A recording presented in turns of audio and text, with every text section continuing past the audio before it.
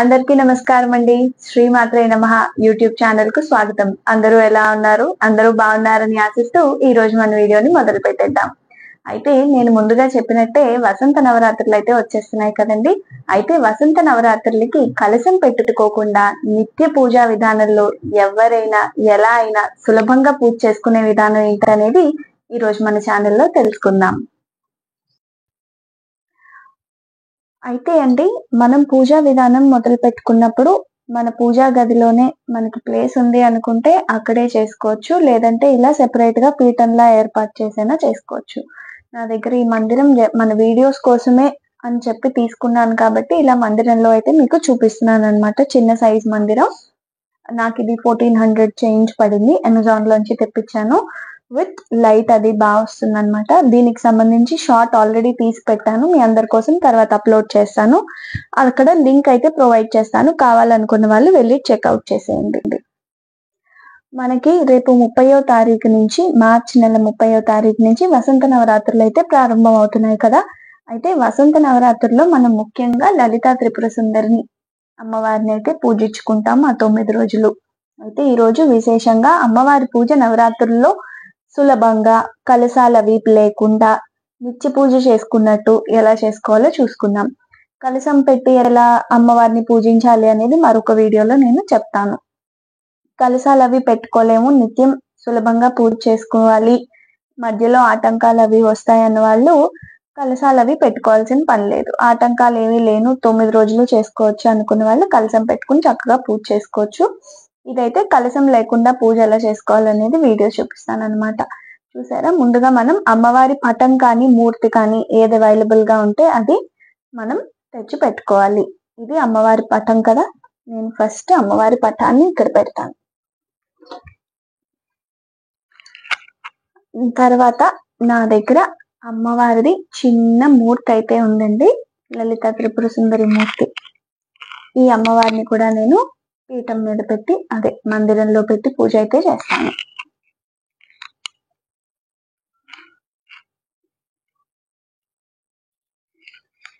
ఆ తర్వాత కలియుగ దైవం వెంకటేశ్వర స్వామి.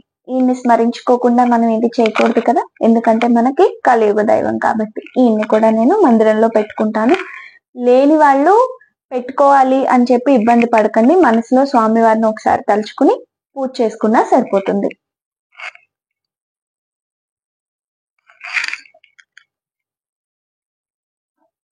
ఆ తర్వాత నా దగ్గర బాలా త్రిపుర సుందరి అమ్మవారి చిన్న మూర్తి ఉంది. ఈవిడ మా ఇంటి ఇలవేల్పు అనమాట. కాబట్టి ఏ పూజ చేసినా, ఏ వ్రతం చేసినా, ఏ నోము నోచినా ముందు అమ్మవారిని అయితే తలుచుకోవాలి కదా. అందుకోసమని నా దగ్గర బాలా త్రిపుర సుందరి అమ్మవారి మూర్తి ఉంది, నేనైతే పెట్టుకుంటున్నాను. ఎవరి ఇంటి ఇలవేల్పుని మూర్తులు గాని పటాలు గాని ఉంటే వాళ్ళు ఆ ప్లేస్ లో అమ్మవారిని గాని అయ్యవారిని గాని ఎవరి ఇలవేల్పుని వాళ్ళని పెట్టి పూజించుకోండి. ఇలవేల్పు తెలియని వాళ్ళు కనీసం ఇష్ట దైవతనైనా పెట్టి ఒకసారి స్మరించుకుని తలుచుకుని అప్పుడు మనం నవరాత్రి పూజనైతే ప్రారంభం చేయాలన్నమాట.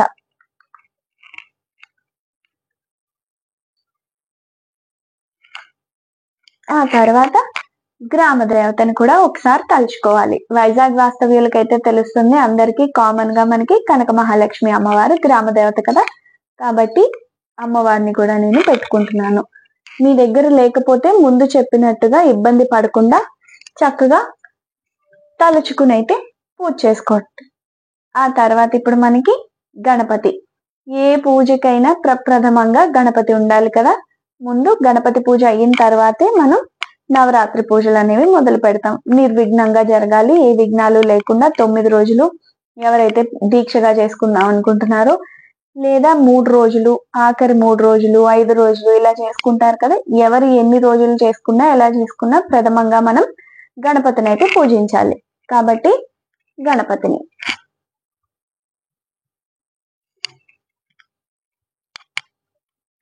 చాలా మంది కామాక్షి దీపాన్ని అమ్మవారిగా ఏమీ లేకపోతే కామాక్షి దీపాన్ని పెట్టుకుని అమ్మవారిగా భావించి పూజ చేసుకుంటారు. అలా కూడా చేసుకోవచ్చు. ఈ రోజు నా దగ్గర కామాక్షి అమ్మవారి దీపం కూడా ఉంది కాబట్టి మీ అందరి కోసం పెట్టి చూపిస్తున్నాను అనమాట.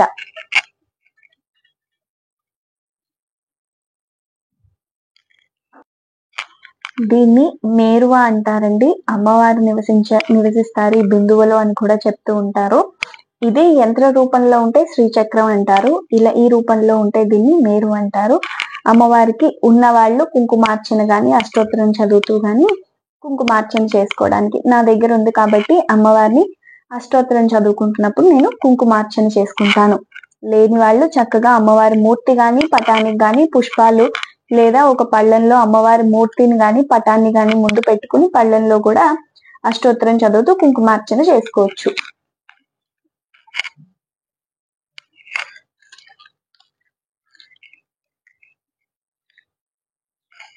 ఇప్పుడు ఏ పూజకైనా దీపారాధన చేస్తాం కదా, కాబట్టి ఇరుపక్కల కుందులు అన్నమాట.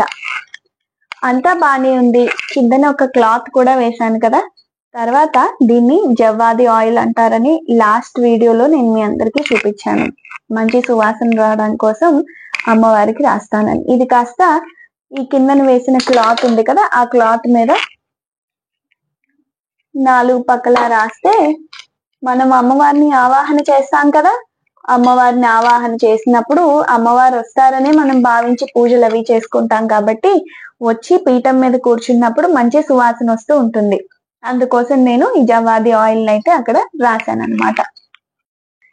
మనం మందిరాన్ని కానీ పీఠాన్ని కానీ ఎంత చక్కగా అలంకరించుకున్నామో చూశారు కదా. ఇప్పుడు అమ్మవారిని పూలతో ఎలా అలంకరించుకున్నామో చూద్దాం.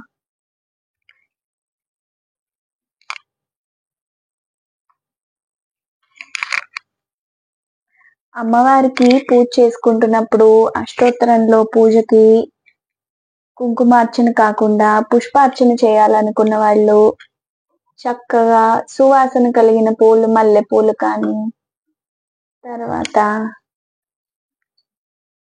జాజి పూలు ఇలాంటివి సువాసన కలిగిన పూలు, రోజా పూలు ఇలాంటి పూలు అయితే అమ్మవారికి ప్రీతి కాబట్టి పారిజాత పూలు అలాంటివి తెచ్చుకుంటే బాగుంటుంది పుష్పార్చనకి. లేదు కుంకుమార్చనకి అయితే చక్కగా మనం కుంకుమని అష్టోత్తరం చేస్తూ అర్చన చేసుకోవచ్చు. కానీ పూలు పెట్టినప్పుడు గుర్తు పెట్టుకోండి, పువ్వుకి తొడిమి తీసి పెట్టాలన్నమాట.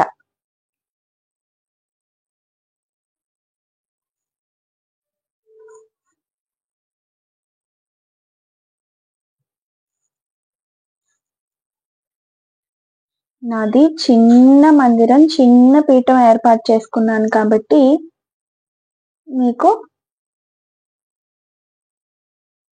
ఇలా చూపిస్తున్నాను. మీరు చాలా స్పేషియస్ గా కూడా పీఠాన్ని ఏర్పాటు చేసుకుని పూజ అనేది చేసుకోవచ్చు.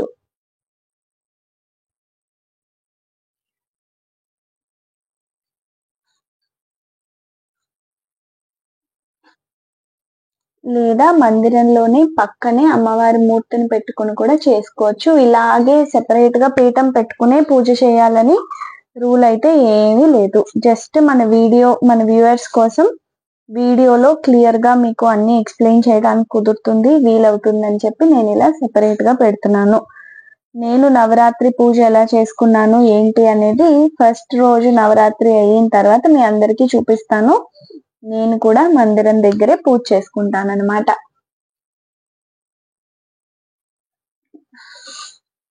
ఇప్పుడు పూలతో అలంకరణ అయితే అయిపోయింది కదా.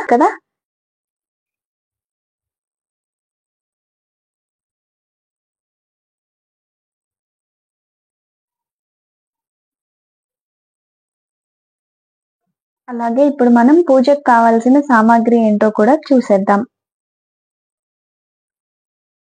మనకి 2 పాత్రలు కావాలండి. ఒకటి మనం ఆచమన చేయడానికి, ఇంకొకటి అమ్మవారికి ఉపచారాలు చేయడానికి. అలాగే 2 అరువైన పాత్రలు కూడా కావాలి. మనం ఆచమన చేసినప్పుడు మన హస్తం ప్రక్షాళ్య అని చేతులు అవి కడుక్కుంటాం కదా, ఆ నీళ్లు విడిచిపెట్టడానికి, అలాగే స్వామి అమ్మవార్లు ఉపచారం చేసినప్పుడు నీళ్లు విడిచిపెట్టడానికి 2 అర్ఘ్య పాత్రలు అనేవి కావాలి. తర్వాత గంటను ఎప్పుడు నేల మీద పెట్టకూడదు, కింద పళ్ళం ఏదైనా పెట్టి పెట్టాలన్నమాట. ఎందుకంటే మనం గంటకి కూడా పూజ చేస్తాం, ఘంటానాదంతో దేవతాహ్వానం చేస్తాం కాబట్టి. అలాగే ఇవందరికీ తెలిసినవే పసుపు, కుంకుమ, అక్షతలు, కర్పూరం హారతి ఇవ్వడానికి, అలాగే చందనం పౌడర్, సుగంధ ద్రవ్యాల పౌడర్. ఎందుకంటే మనం అమ్మవారికి అభిషేకం అది చేసినప్పుడు శుద్ధ జలంలో కాస్త ఈ సుగంధ ద్రవ్యాల పౌడర్ వేసి మనం అభిషేకం చేసుకోవడానికి. ఇవైతే వస్త్రాలు, యజ్ఞోపవీతాలు అన్నమాట.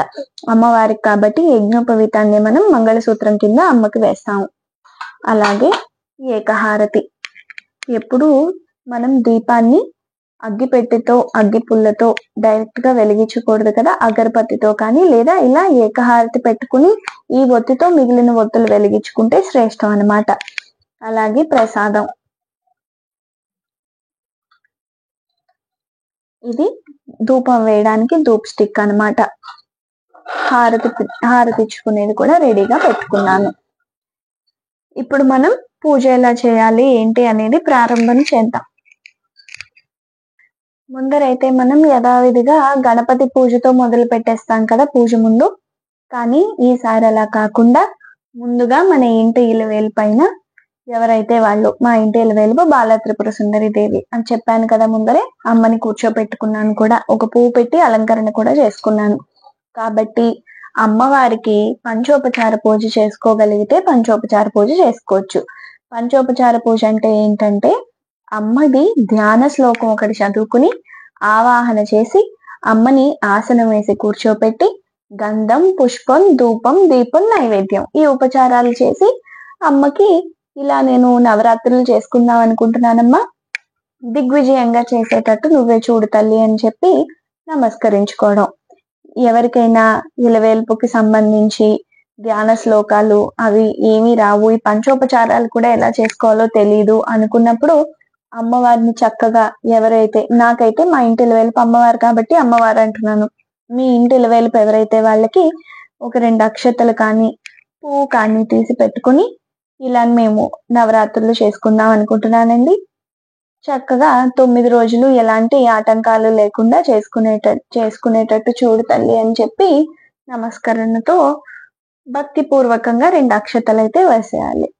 ఆ తర్వాత అలాగే మన గ్రామ దేవతని కూడా ఒక్కసారి తలుచుకోవాలి, గ్రామ దేవతకు కూడా చెప్పుకోవాలి, ఇలా నవరాత్రులు చేసుకుంటున్నాను, మీదే బాధ్యత, గ్రామం దాటకుండా ఏ లోటు లేకుండా చక్కగా పూజ అనేది 9 రోజులు నిర్విఘ్నంగా చేసుకోవడానికి అనుమతినివ్వు తల్లి అని చెప్పి మన గ్రామ దేవతని, అలాగే మన కలియుగ దైవం అయిన వెంకటేశ్వర స్వామిని కూడా అనుమతి తీసుకుని 2 పూలు ఆల్రెడీ నేను పెట్టుకున్నాను కాబట్టి అక్షతలు వేసుకుంటున్నాను. మీరు కావాలంటే ఇందాక చెప్పిన విధంగా గంధం, పుష్పం, ధూపం, దీపం, నైవేద్యంతో పంచోపచార పూజ కూడా చేసుకోవచ్చు అందరికి. ఇప్పుడు మనం గణపతి పూజను అయితే ప్రారంభం చేద్దాం.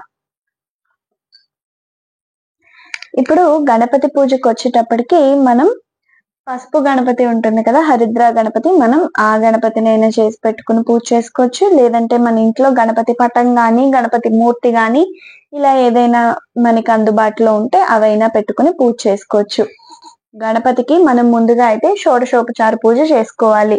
షోడశోపచార పూజ చేసుకునే ముందు మనం దీపం అది వెలిగించాలి. కాబట్టి కొన్ని ధ్యాన శ్లోకాలు అయితే ఉంటాయి దీపం వెలిగించే ముందు. ఈ ధ్యాన శ్లోకాలైనా చదువుకొని దీపం వెలిగించవచ్చు, లేదంటే డైరెక్ట్ గా కూడా దీపం వెలిగించవచ్చు. నేనైతే ఈ ధ్యాన శ్లోకాలు అవి చదువుకుని ఆచమనం చేసిన తర్వాత అయితే దీపాన్ని వెలిగిస్తాం. మీరు మీ ఆచార వ్యవహారాలను బట్టి మీరు ఎలా చేసుకోవాలనుకుంటే అలా చేసుకోవచ్చు. ముందు దీపం వెలిగించి గణపతి ప్రార్థన అయినా ప్రారంభించవచ్చు, లేదా ధ్యాన శ్లోకాలు చేసి ఆచమనం అది చేసిన తర్వాత దీపం వెలిగించి గణపతి పూజ అయినా ప్రారంభన చేయొచ్చు, ఎలా అయినా పర్వాలేదు. ఇప్పుడు నేను ఆచమనం చేసే గణపతి ప్రార్థన చేస్తాను. ఆచమనం చేయడానికి ముందుగా మనం నీటిని తీసుకోవాలి కాబట్టి జలాన్ని చేతిని ఈ రకంగా పెట్టుకోవాలన్నమాట. ఇలా గోముఖ ఆకారంలో చేయి పెట్టుకొని ఆచమనం అయితే చేసుకోవాలి. ఆచమనం చేసేటప్పుడు ముందుగా అందరూ అలవాటుతో లెఫ్ట్ హ్యాండ్ తో తీసేస్తారు, ఎడమ చేతితో నీటిని. అలా కాకుండా కుడి చేతితో ఉద్దరణతో నీళ్లు తీసుకుని దాన్ని ఎడమ చేతితో పట్టుకుని అప్పుడు వేసుకుని ఆచమనం స్వీకరించాలన్నమాట. ఇలా 3 సార్లు ఆచమనం చేసిన తర్వాత నామాలు ఉంటాయి కదా, గోవిందాయ నమః, ఓం కేశవాయ నమః, నారాయణాయ నమః, మాధవాయ నమః, గోవిందాయ నమః, ఆ నామాలన్నీ చదువుకున్న తర్వాత అప్పుడు దీపాన్ని వెలిగించాలి. ఇందాక ఆచమనం ఎలా చేయాలో చూపించాను కదా, ఇప్పుడు దీపం వెలిగించుకుందాం. ముందు ఈ ఏకహారతిని వెలిగించుకోవాలన్నాను కదా, ఏకహారతితో అప్పుడు మనం దీపాన్ని అయితే వెలిగించుకోవాలి.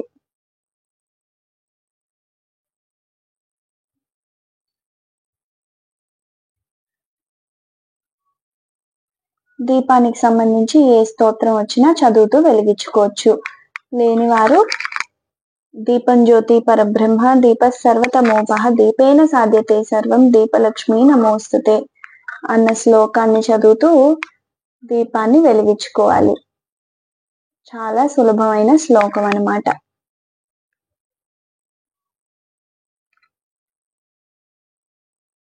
దీపాన్ని వెలిగించుకున్న తర్వాత మనం గణపతి పూజను అయితే ప్రారంభం చేద్దాం.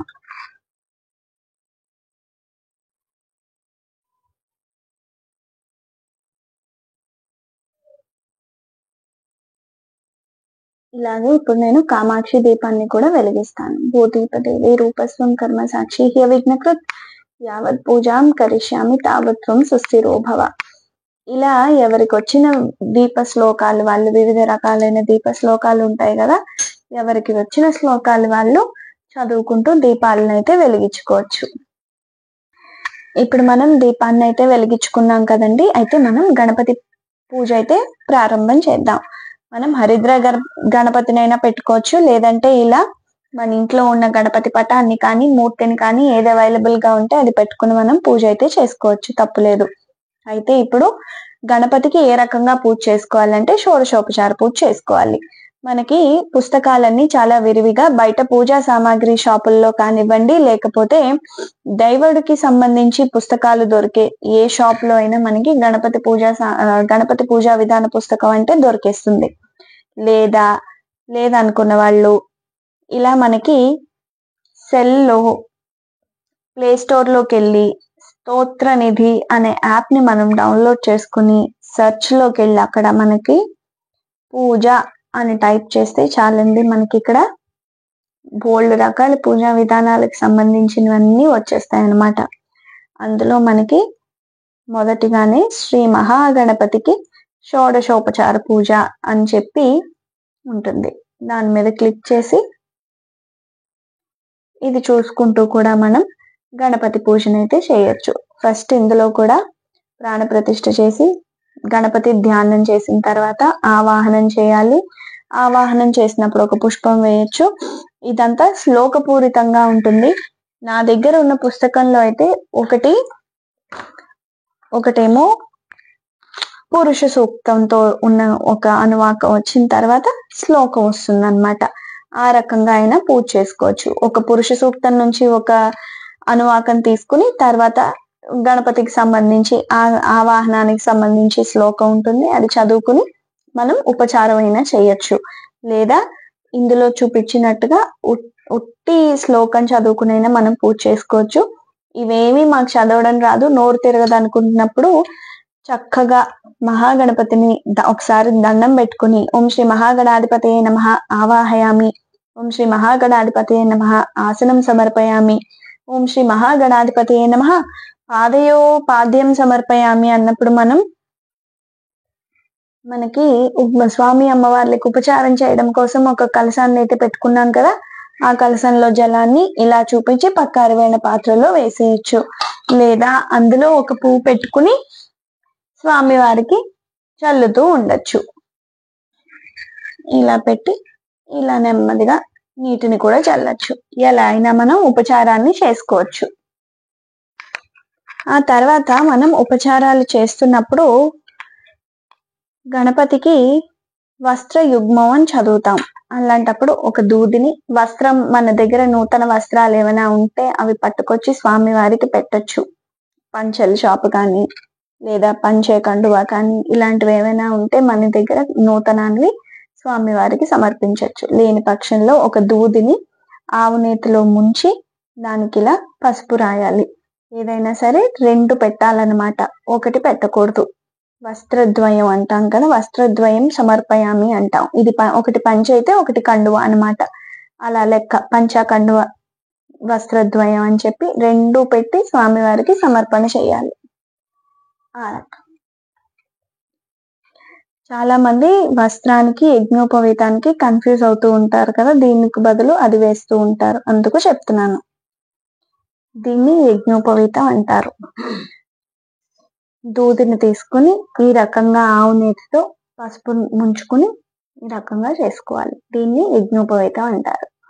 ఉపవీతం, యజ్ఞోపవీతం సమర్పయామి అన్నప్పుడు ఈ ఉపచారంలో ఇది సమర్పణ చేయాలి స్వామివారికి. ఆ తర్వాత మనం ఎవరికైనా గణపతి అథర్వ శీర్షంలో ఏవైనా శ్లోకాలు కానీ అనువాకాలు కానీ వచ్చుంటే అభిషేకం చేయాలనుకున్న వాళ్ళు అభిషేకం కూడా చేసుకుని చక్కగా పూజ అయితే చేసుకోవచ్చు.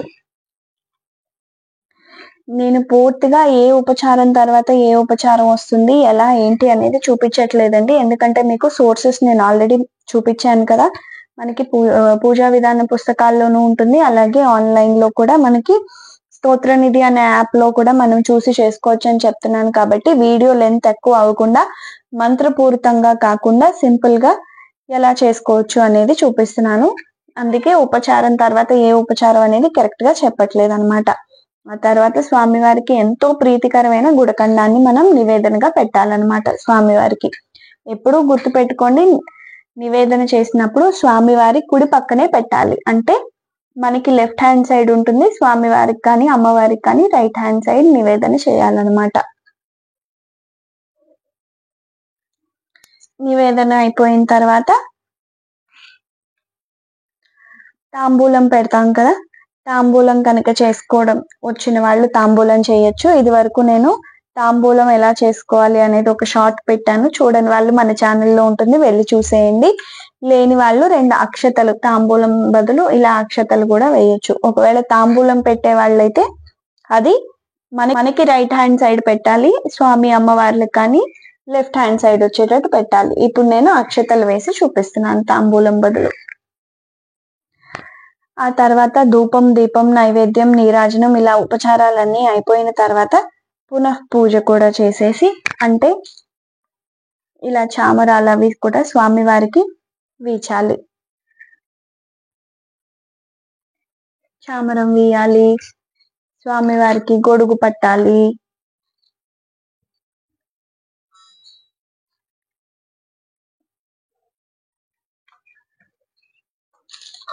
ఆ తర్వాత అద్దంలో స్వామివారిని ఎలా ఉన్నారు, మన అలంకరణ చేస్తాం కదా, స్నానం చేయిస్తాము, అన్నం పెడతాము, తర్వాత వస్త్రాలు ఇస్తాము, యజ్ఞోపవీతం నూతనాన్ని ఇచ్చిన తర్వాత స్వామివారిని అలంకరణ చేస్తాం కదా, ఎలా ఉన్నారో ఆయనకు ఒకసారి చూపించాలి. కాబట్టి దర్పణం దర్శయామి, ఇది ఒక ఉపచారం అన్నమాట. అయిపోయిన తర్వాత ఇప్పుడు అశ్వాన్ని ఎక్కినప్పుడు ఒక రకమైన జెండా పెడతారు, గజాన్ని అవరోహణ చేసినప్పుడు ఒక రకమైన జెండా పెడతారు. అలా ఈ ఉపచారాలకు కూడా ఒక్కొక్క ఉపచారానికి ఒక్కొక్క జెండా లాగా చూపిస్తూ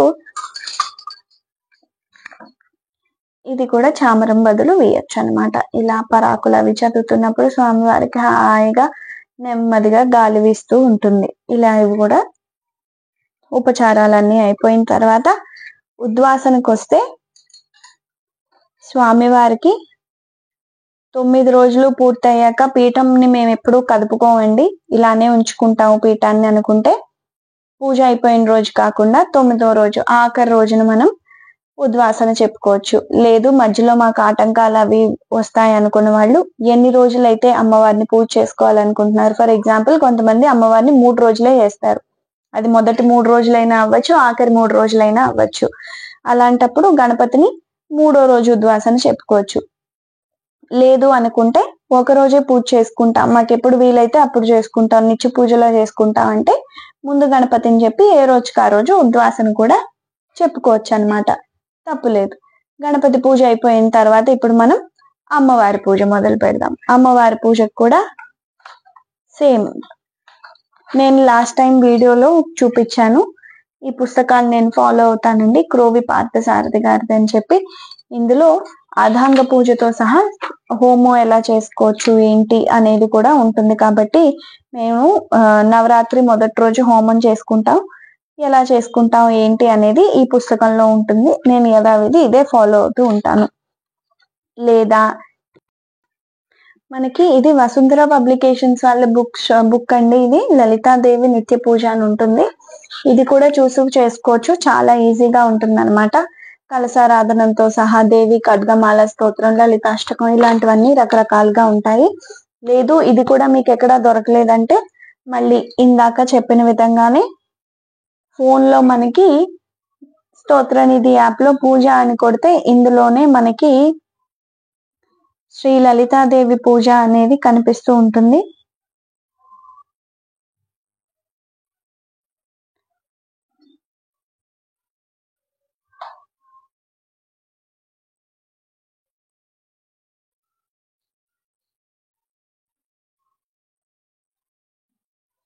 శ్రీలలిత షోడశోపచార పూజ కనిపించింది కదండి. ఇది క్లిక్ చేసుకుని మనం ఇది స్టార్ చేసుకుంటే ఇష్టమైనవి అనేది ఫేవరెట్స్ లో ఉంటుంది అనమాట. మళ్ళీ మనం ప్రతిసారి వెతుక్కోకర్లేదు.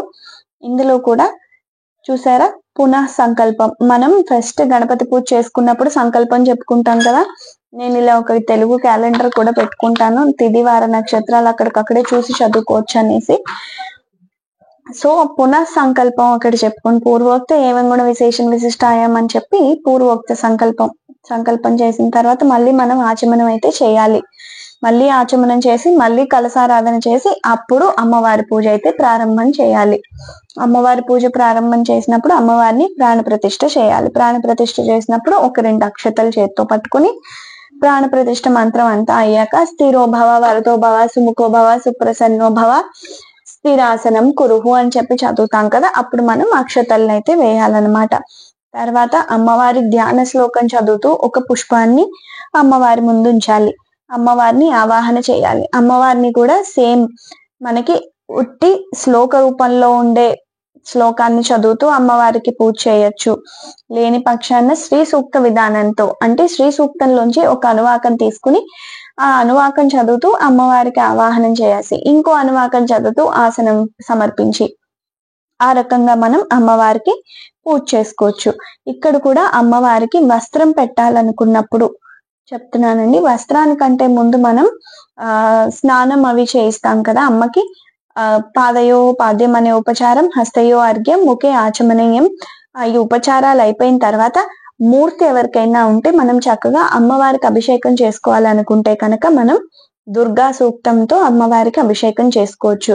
దుర్గా సూక్తం అంటే ఏంటంటే ఓం జాత వేదసే సునవామ సోమమరాతీయతో నిదహాతి వేదః ఇలా వస్తుంది కదా మనకి దుర్గా సూక్తం. మనకి యూట్యూబ్ లో అవైలబుల్ గా ఉంటుంది. స్తోత్ర నిధిలో కూడా దుర్గా సూక్తం అనే టైప్ చేస్తే మనకి దుర్గా సూక్తం ఇస్తారు. అది చదువుకుంటూ అయినా మనం అమ్మవారికి అభిషేకాన్ని చేయొచ్చు. అభిషేకం వేటితో చేయొచ్చు అంటే ఆవు పాలు, శుద్ధ జలంలో కాస్త పచ్చకర్పూరం వేసి, సుగంధ ద్రవ్యాల పౌడర్ అది వేసి మనం అభిషేకం చేయొచ్చు. తర్వాత అమ్మవారికి పసుపుతోని కుంకుమతోనూ అభిషేకం చేస్తే అమ్మవారికి ప్రీతి ఎక్కువ.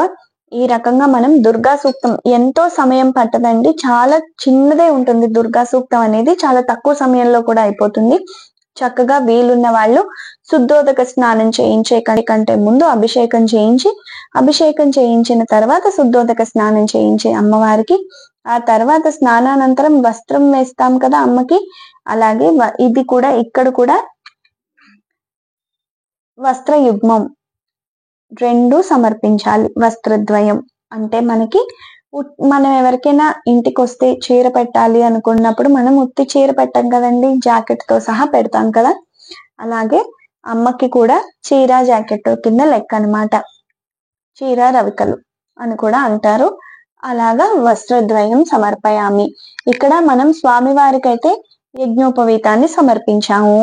ఇప్పుడు అమ్మవారికి యజ్ఞోపవీతం కాదు కదా, మనం ఏం సమర్పిస్తాం? మంగళసూత్రాన్ని సమర్పిస్తాం. అక్కడ మంగళసూత్రానికి సంబంధించిన శ్లోకాన్ని చదువుతూ దీన్నే మనం మంగళసూత్రం సమర్పయామి అని చెప్పి మంగళసూత్రంలా అమ్మవారికి సమర్పణ చేస్తామన్నమాట. మీ దగ్గర మూర్తి ఉంటే మూర్తికి, పటం ఉంటే పటానికి, ఏది ఉంటే దానికి మనం ఈ రకంగా అయితే సమర్పణ చేయొచ్చు. తర్వాత పంచామృతాలతో కూడా అమ్మవారికి స్నానం అది చేయిస్తారు అభిషేకం చేసే ముందు, అలా కూడా చేసుకోవచ్చు. తర్వాత అమ్మవారి అధాంగ పూజ ఉంటుంది, అంటే అమ్మని ఆపాద మస్తకం వర్ణిస్తారు కదా, ఆ పూజకి పుష్పాలతో మనం పూజ చేయొచ్చు. లేదంటే మనకి పుష్పాలు తక్కువగా ఉన్నాయంటే కుంకుమతో కూడా పూజ చేసుకోవచ్చు. ఆ తర్వాత అమ్మవారి అష్టోత్తరం అయిన తర్వాత ఇప్పుడు అమ్మవారికి ధూపం అంటే చాలా ప్రీతి.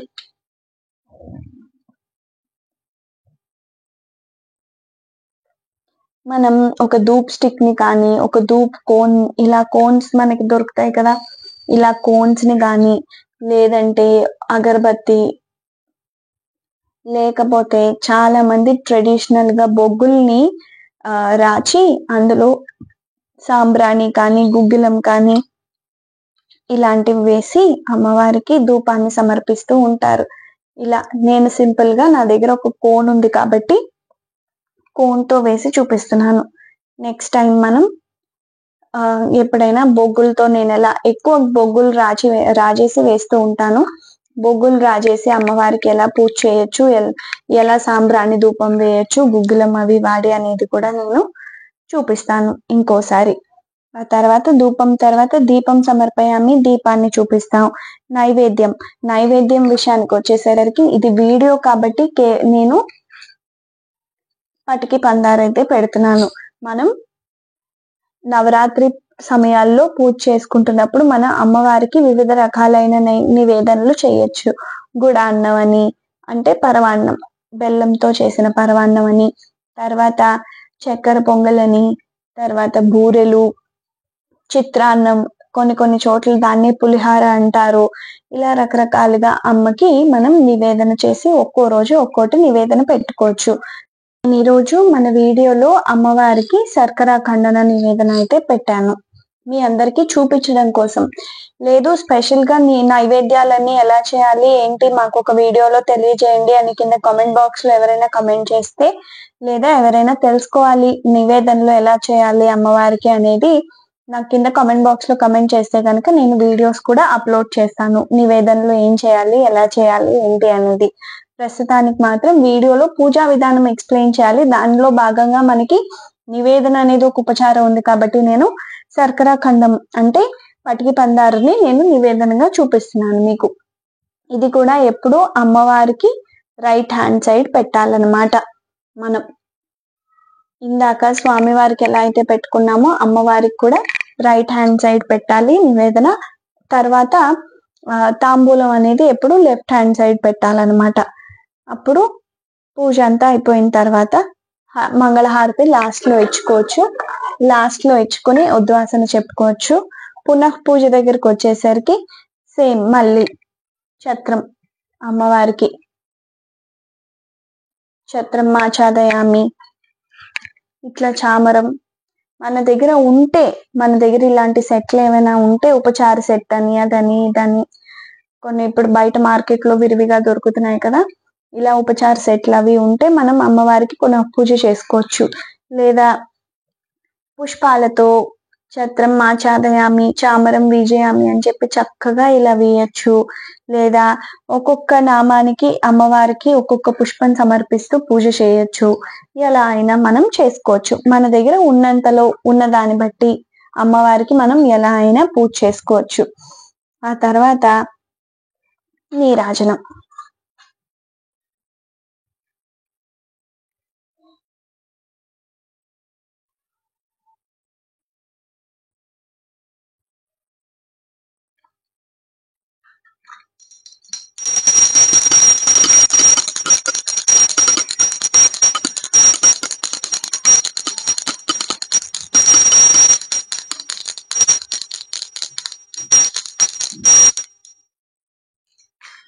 ఎప్పుడు ఇలా చేత్తో డైరెక్ట్ గా చూపించకుండా నీరాజనాన్ని ఇలా ఒక పుష్పం తీసుకుని పుష్పంతో పాటు అమ్మవారికి చూపించి నివేదన, ఆ తర్వాత నివేదన అనంతరం ఆచమనం చేయాలన్నమాట. శుద్ధాచమనీయం సమర్పయామి అంటాం కదా, అలాగా అమ్మవారిని హారతిని కళ్ళకు అద్దుకోవాలి. మునివేళ్ళకి అంటే ఇవి, వీటికి మనకి ఆ వేడి అనేది తగిలితే మనం ఆ వేడిని తీసుకువెళ్ళి మన కళ్ళ దగ్గర పెట్టుకోవాలి. అప్పుడు మనకి ఎలాంటి దోషాలు ఉండవని అర్థం అన్నమాట. కళ్ళకి సంబంధించి ఎలాంటి బాధలు, ఇబ్బందులు ఉండవని సిగ్నిఫికెన్స్ గా చెప్తారు. ఇలా సింపుల్ గా నిత్యం మనం 9 రోజులు చేసుకోవాలనుకున్న వాళ్ళు చక్కగా అమ్మవారి వసంత నవరాత్రులు 9 రోజులు పూజ చేసుకోవచ్చు. లేదు మేము కలశం అది పెట్టుకుంటామంటే కాస్త నియమంతో ఉండాలన్నమాట. నేను ఇంతకు ముందు చూపించాను కదా ఫస్ట్ వీడియోలోనే మడి చీర కట్టుకున్నాను కదా, అలా ముందు రోజు రాత్రి కానీ సాయంత్రం కానీ ఎప్పుడు వీలైతే అప్పుడు ఒక చీరని తడిపి ఆరవేసి మరుసటి రోజు మడికట్టు అంటారు దాన్ని, ఆ రకంగా కట్టి మనం అమ్మవారికి నివేదన అది ప్రసాదం అది చేసుకుని అప్పుడు ఆ ప్రసాదాన్ని అమ్మవారికి పూజ అంతా అయ్యాక నివేదన అది చేసుకోవాలి. లేదు అనుకున్న వాళ్ళు చక్కగా శుచిగా శుభ్రంగా అంటూ ముట్టు మైలు ఇలాంటివేమీ తగలని బట్ట, ఉతికి ఆరవేసిన బట్ట ఏదైతే ఉందో అది కట్టుకుని కూర్చుని అమ్మవారికి భక్తి శ్రద్ధలతో పూజ చేసుకోవచ్చు. ఇక్కడ మనకి భక్తి ప్రాధాన్యం అన్నమాట. ఎలా చేసాము, ఎంత ఆర్భాటంగా చేసాము, ఎంత అలంకరణ చేసాము ఇవన్నీ కాదండి, చక్కగా భక్తి ప్రాధాన్యం. మనం వీడియోల కోసం చాలా అలంకరణలు అవి చేస్తూ ఉంటాము, కానీ ఇదంతా సెకండరీ. జస్ట్ మీ అందరికీ వీడియో కనుల విందుగా చూస్తారు. నేను వెనకాతలు ఎలా చేయాలి ఏంటి అనేది వాయిస్ లో చెప్తున్నప్పుడు మీకు బోర్ కొట్టకుండా అలంకరణ అంతా నీట్ గా కనిపించాలని చెప్పి ఇలా అలంకరణ చేస్తాం. కానీ మనకి ఉన్నంతలో అమ్మవారికి పూజ చేసుకోవడం, భక్తి శ్రద్ధలతో పూజ చేసుకోవడమే ప్రాధాన్యం అన్నమాట. తర్వాత పూజ అంతా అయిపోయిన తర్వాత మనం చక్కగా కూర్చుని మనకి లలితా సహస్రనామ పారాయణని కానీ లేకపోతే ఖడ్గమాల పారాయణ, ఇలా లలిత త్రిశతి వచ్చిన వాళ్ళు త్రిశతి పారాయణ, ఇలా మనం లలితమ్మ వారికి సంబంధించి ఏ స్తోత్రాలైనా మనం చదువుకోవచ్చు అన్నమాట. సింపుల్ గా మనం అమ్మవారిని అయితే నవరాత్రుల్లో పూజ అనేది చేసుకోవచ్చు. చూశారు కదా, ఇంతటితో ఈ వీడియోనైతే నేను ముగిస్తున్నానండి. మరో వీడియోలో కలశం పెట్టుకుంటే ఎలాంటి నియమాలు పాటించాలి, కలశం పెట్టుకున్నప్పుడు కలశారాధనతో అమ్మవారికి ఏ రకంగా పూజ చేసుకోవాలి అనేది మరొక వీడియోలో నేను తెలియజేస్తాను. అంతవరకు సెలవు. శ్రీమాత్రే నమః.